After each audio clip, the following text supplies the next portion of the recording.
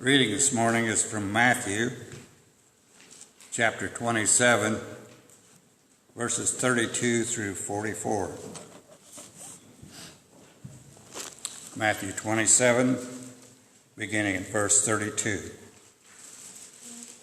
And as they were going out, they met a man from Cyrene named Simon, and they forced him to carry the cross. And they came to a place called Golgotha, which means the place of the skull. And there they offered Jesus wine to drink, mixed with gall. But after tasting it, he refused to drink it. And when they had crucified him, they divided up his clothes by casting lots. And sitting down, they kept watch over him there. And above his head they placed the written charge against him: "This is Jesus, the King of the Jews." Now 2 robbers were crucified with him, one on his right and one on his left. And those who passed by hurled insults at him, shaking their heads and saying, "You who are going to destroy the temple and build it in 3 days, save yourself. Come down from the cross if you are the Son of God." In the same way, the chief priests and the teachers of the law and the elders mocked him. "He saved others," they said, "but he can't save himself. He's the King of Israel. Let him come down now from the cross, and we will believe in him. He trusts in God. Let God rescue him now if he wants him, for he said, 'I am the Son of God.'" In the same way, the robbers who were crucified with him also heaped insults on him.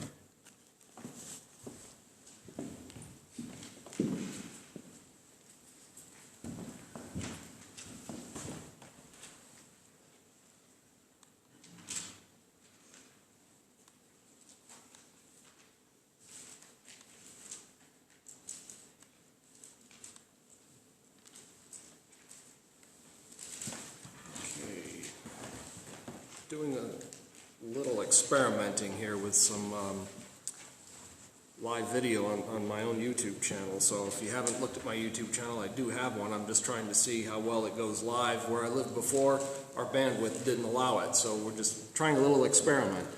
But we're glad to have everyone here. We are continuing our look at the resurrection that we started last week and the importance of the resurrection. And I want us to stop and just think about, what is it about this guy Jesus that 2,000 years roughly after his death, we're still talking about him? Think about that. He wasn't the only person who lived during that time and wasn't the only one that died. Most of those people have been forgotten. But we're still talking about this one. There were people before him who were famous. Julius Caesar, the first of the Caesars, comes to mind. How about religious and philosophical leaders? What about Confucius? He was well before Jesus. Plato, Alexander the Great. And those, we talk about a little bit, but not like we do Jesus. In fact, I can go into any school, any public place, and talk about any of those philosophers. And I don't have a problem, but as soon as I mention Jesus, we got a problem. And we looked at last week how these are the 2 images that most people have of Jesus. Over here, he's, the cute little baby in the manger with Mary and Joseph and all the animals. And over here, he's suddenly on the cross. But everything that happened before, after, and in between those is largely ignored or forgotten. So why are we still talking about this guy 20 centuries later? In Romans chapter 5, we're told God demonstrates his own love toward us in that while we were still sinners, Christ died for us. See, you don't have to just sit there and blindly hope and without any evidence hope that God loves you, because right here we see that God does. That's one of the things that gets me about atheists, is when they look at the Bible, they look at they take the point of view that God says we're worthless, we're just no good, but somehow saying that we are the product of a bunch of genetic mistakes and we're basically what Danny DeVito in the movie was called genetic garbage is somehow supposed to be uplifting. But I see right here that I'm worth something. Why else would God send his only begotten Son to die on the cross for us? Now, history has done everything to this cross except ignore it. It's tried to stomp it out. It has tried to say, well, it's just some kind of a myth that some Jewish good old boys made up while they were sitting around the campfire. But it's more than that. Our history hinges on it. Well, until recently, how did we set our dates? We had BC, which is what? Before Christ. AD. Anno Domini, in the year of our Lord. Now it's, what is it? It's before Common Era and Common Era now. See, we can't even have Jesus here acknowledging that he is where our dating timeline is from. Can't do that anymore. Max Lucado in his book 6 Hours one Friday said, the cross, bottom line, is sobering. If the account is true, history hinges on it, period. If it's not true, it's history's greatest hoax. Now think about that. Isn't that basically what Paul said? He said that if in 1 Corinthians 15, that if the resurrection didn't happen, we of all people are to be most pitied. Now today, I want us to look at this with a photographer's eye. Cameras, you notice, really don't lie. They're very honest, aren't they? I know people who do not like their picture taken. How many of us have started to take someone's picture and they do something like maybe flip you the bird? You know, a lot of people do that. Some might do a peace sign. Some might, stick their tongue out. Because a lot of people don't like to have their picture taken. I don't mind it so much. There's 2 times that I really don't like it. One is, of course, when I get my driver's license. The other is my passport. And I've had a few driver's licenses that all I needed was the numbers here. It would have been a perfect mugshot. Cameras don't lie. If your hair is out of place, if you have a stain on your clothes or on your face, the camera's going to pick it up, isn't it? So I want us today to do this, to see it through a photographer's eye. And I want us to see if you can see yourself. That guy looks familiar. I know him from somewhere. My neighbor? It could be. But just think about it. This crowd that's watching Jesus go up to Golgotha, and the crowd that's at the foot of the cross, and see if you fit in one of those categories. You might fit in all of them if you think about it. As we're looking at this. Now, we read the scripture a little bit ago, and I want us to point out, first of all, Simon of Cyrene, who was compelled to carry the cross here. I don't want to read it again. I just want to kind of go through it here. And coming up to Golgotha, when they gave him the wine, trying to get him to drink because he said he was thirsty.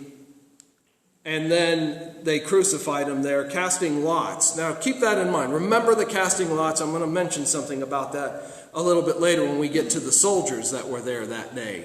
Not only did it fulfill a promise, but there was something else there that it has to say about the soldiers. And then this is Jesus, King of the Jews. Remember later when they came to Pilate, they told him, wait a minute, now change that to say he said he was King of the Jews. They didn't even want to acknowledge his claims to be King of the Jews or be the Son of God. They were up to the end trying to eliminate that. And then there's the robbers, one on the left, one on the right, that were crucified with him.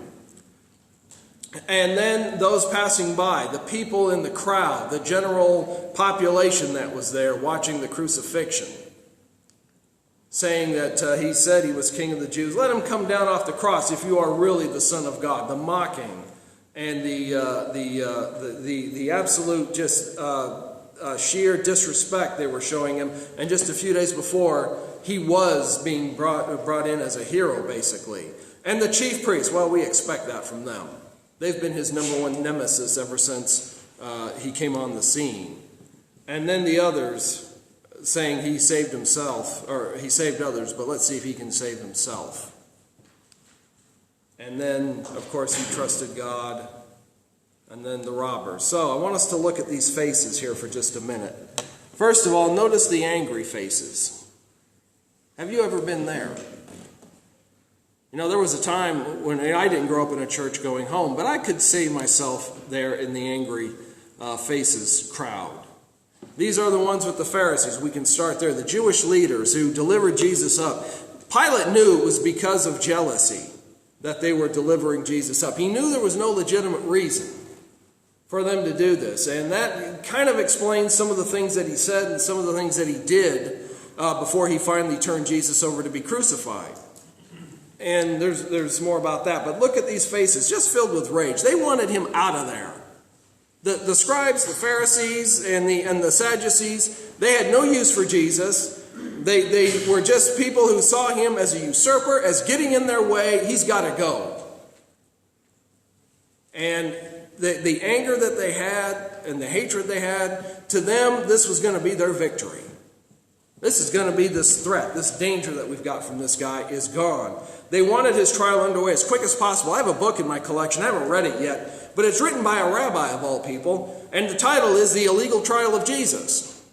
And he goes through the law and how they're supposed to conduct a trial. For one thing, they're not supposed to do it at night, and there were some other procedural issues that made the trial illegal, but they don't care. It's interesting how they wanted to, or almost stoned him for breaking the Sabbath because he healed somebody. Remember that? But here, oh no, we got to get this trial underway. What are we waiting for? And this was not a trial for justice. This is what we would call an evil purpose. That's all there is to it. It was an illegitimate trial. This is the kind what we would call in a third world country, where the verdict is pretty well a foregone conclusion. You know, this is where they're bringing somebody in to have a trial. What's the firing squad over there for? Oh, that's where we're going to shoot you after the trial. They already knew what they were going to do. They started with their conclusion and worked backwards. Now, how many want to go into a trial with that kind of situation? We already know what we're going to do. And then let's not forget the crowd. Remember, just a week earlier, he came into town, we call it the triumphal entry. They were all there singing hosannas and putting the palm leaves down for his donkey to walk on. They're welcoming him, and they're all real excited that he's there, and look what happened. Now the crowd's turned on him because of the Jewish leaders. Remember, it was the Jewish leaders. I'm always careful to emphasize that, because it was the Jewish leaders that stirred up the crowd. To them, there was some politics involved here, but they also considered themselves the defenders of the faith, and so they didn't want this guy here usurping and pushing Moses aside and trying to mess with our Jewish law. It's as if, you know, when you look at this, it's as if, too, when Pilate was going through what he was doing, it's like he was really trying to grate on the nerves of these leaders as much as possible. Because he called him on the sign above the cross the King of the Jews. Maybe Pilate was hoping to let Jesus go somehow. Maybe let him and Barabbas go as things went on. But the people made their choice. They said what their preference was. And as we see later on in Acts, they realized that they had sinned. They're confirming their sin here by wanting Jesus to go to the cross. Remember, this was the price for rebellion when someone went to the cross. A Roman citizen could not be crucified. Just slaves or those who were in a rebellion could be crucified. And if Jesus was crucified, he would die the death of a rebel, not as a king.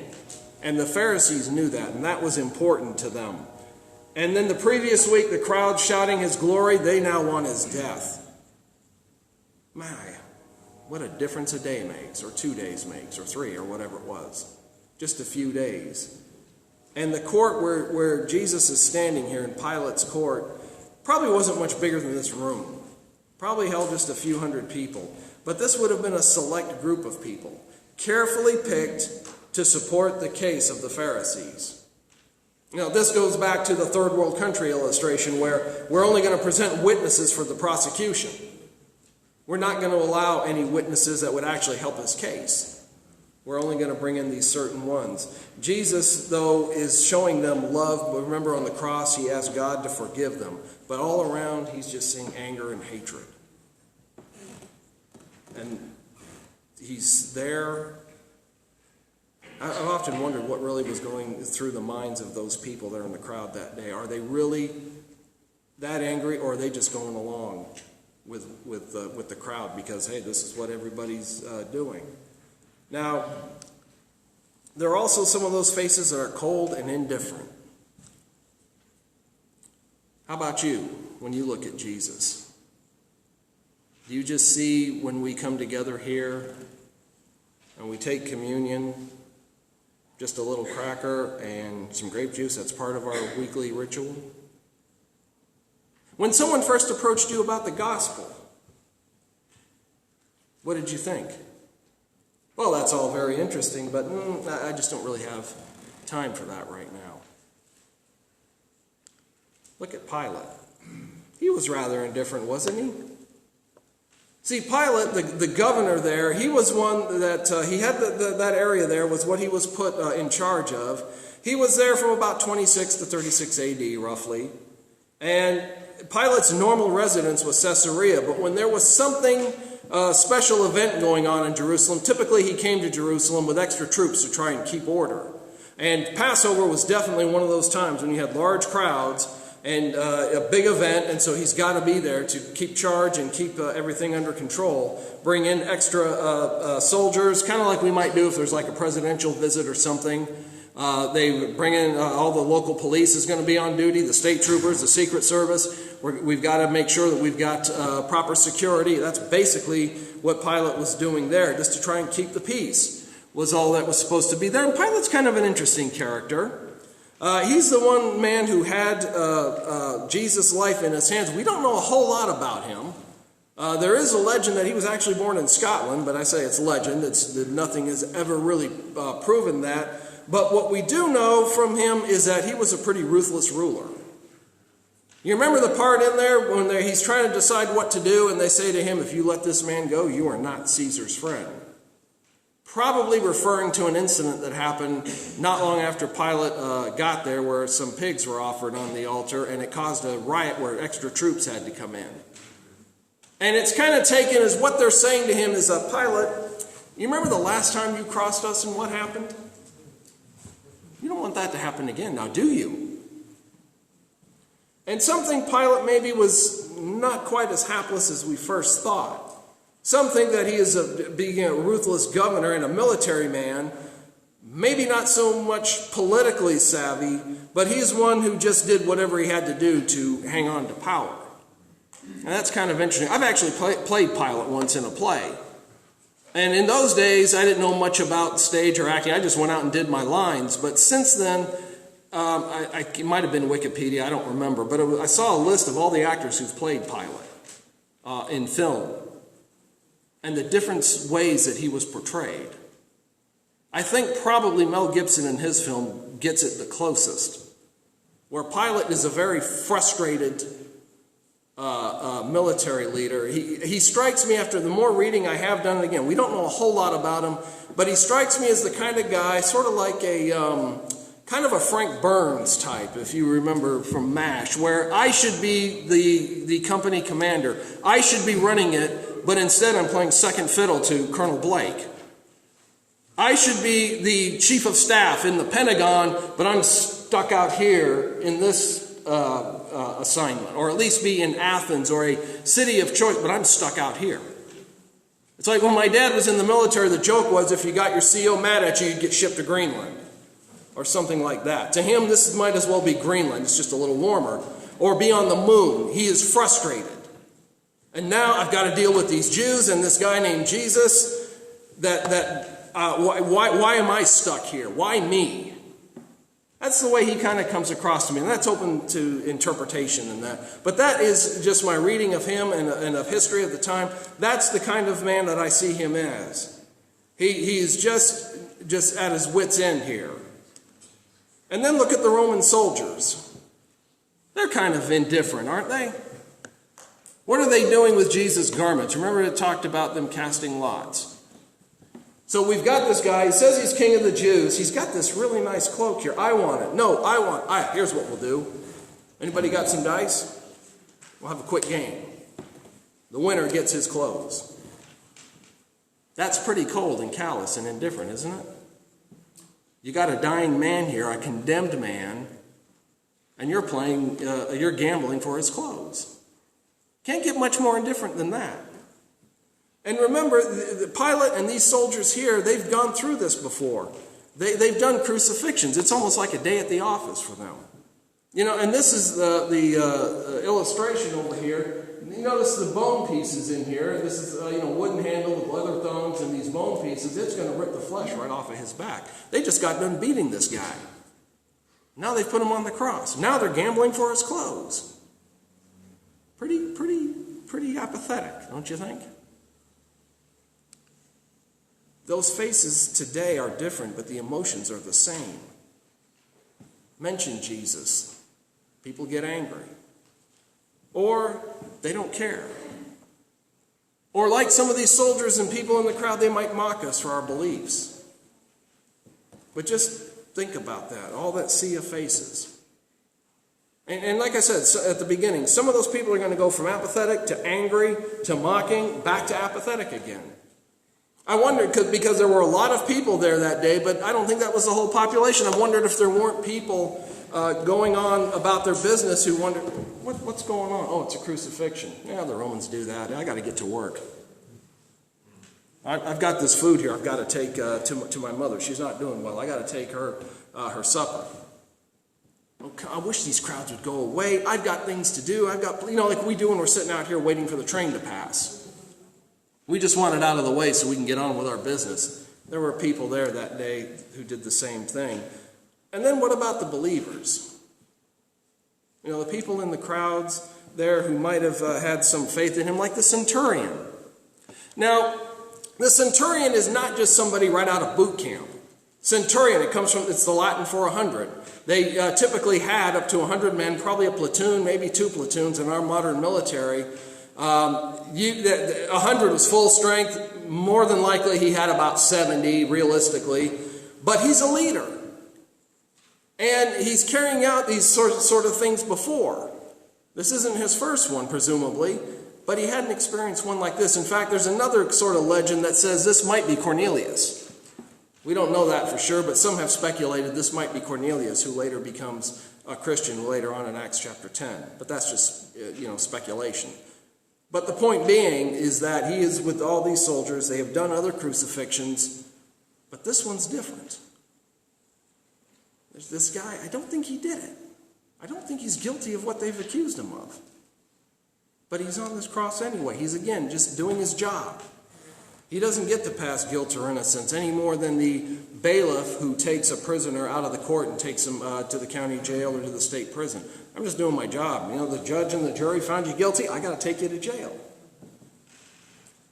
And how many other crucifixions did they see 3 hours of darkness for? You see, he heard Jesus' words of forgiveness too. That's something else I've never noticed from these people we've crucified before. This guy up here said to forgive the people that just put him on the cross. I've never heard that before. You think that might have had an impact on him? This soldier understood it, that Jesus is a righteous man. Surely this was a righteous man. I'm used to being cussed at by these people that we flog and crucify. That's normal. But holding your peace and then calling out to his God to forgive these people. No, I haven't. That's different. I sometimes wonder if that didn't maybe bother his conscience. Bother where he goes home that night and he's lying there in bed, staring up at the ceiling, or maybe turning on the side and looking at the wall, thinking about this. That was a righteous man back there. You see, he was declaring Jesus to be righteous above all others. There he is lying later on. I wonder if we really should have done that. I wonder if that guy was really innocent. He was a righteous man. And he was seeing that Jesus was worthy of God's recognition and man's praise. Taking all that and still asking God to forgive. And here he's not one that we've had problems with like the other Jews. He came into town last week as a welcoming hero. What happened? And then, of course, the thief on the cross. He came to belief in Jesus on some level. Lord, remember me when you come into your kingdom. Today you'll be with me in paradise. See, one criminal is pointing out that they deserve their sentence. The other one's rebuking him. You know, hey, bring us down from here. Save us. Don't you fear God? You know, we deserve this. We got what we got. We had this coming. But not him. Lord, will you remember me when you come into your kingdom? And Jesus said, yes, today, this day, you will be with me in paradise. Think about that conversation. Jesus came to seek and save the lost.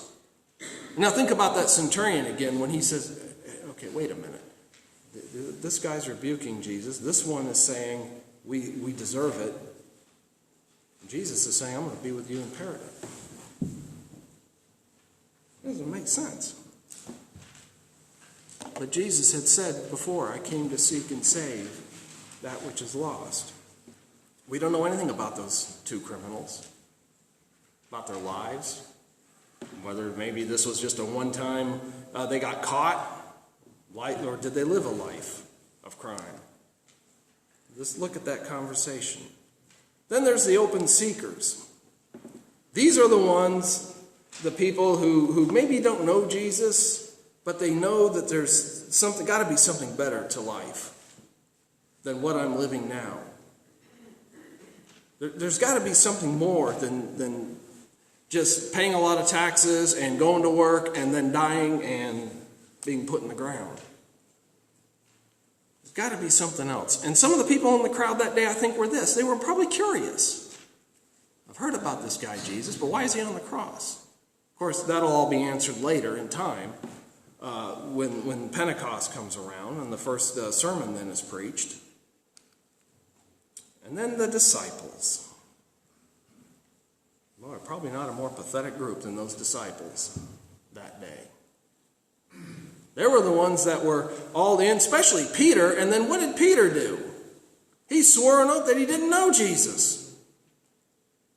And they're all in hiding. There's another reason we can believe that the resurrection happened. They weren't expecting it. They went into hiding. And it was the women who went out that morning and found that Jesus, his tomb was empty and that he had resurrected. But his disciples are standing here. What do you think was the look on their face? And the soldiers there providing all the security that day, and all this is going on, and they're trying to figure this out. This guy I thought was the Messiah. I thought he was going to lead us to great glory and restore the kingdom. Now he's on a cross. Now what do we do? And the disciples, pathetic at that point. Here they were so sure of who this guy was, and just like Peter, they were believing in the Messiah. And maybe we need to rethink this, guys. And they're in hiding, not really sure what to do next. You know, we talk about doubting Thomas. How come we never mention doubting Peter? Doubting John? Aren't they all kind of doubting right now? Why does Thomas get the bum rap? Because really all of them are doubting right now. And we see something here.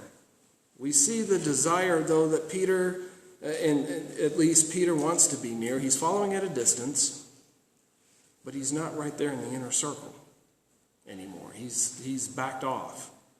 They all really have. And then there's one other face we need to look at, and that's Barabbas. What was he thinking? Here Pilate brings him out. He's got Jesus. He's got Pilate. Which one do you want me to release? Now, see here again, some think that maybe Pilate was trying to squeeze out of this and trying to maybe release both of them.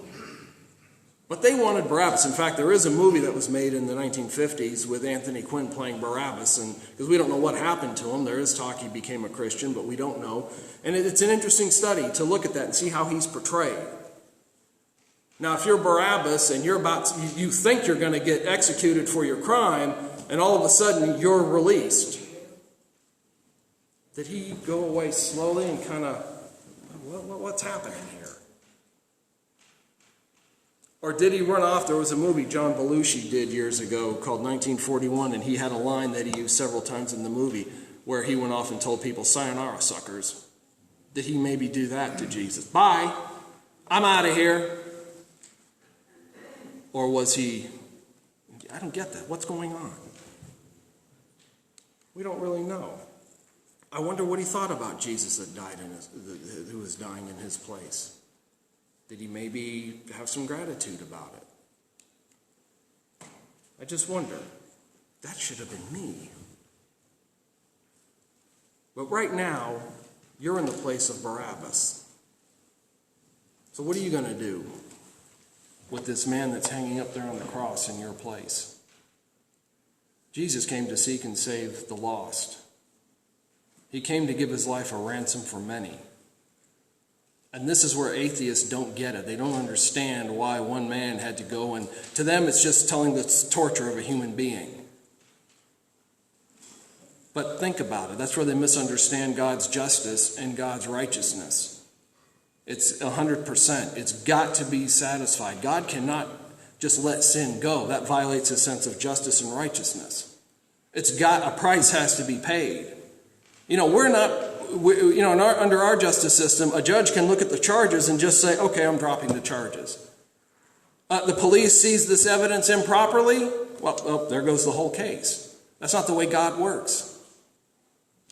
God says justice has to be served. How am I going to do that? Oh, here's how we'll do it. We'll send Jesus to pay that price, live a perfect life.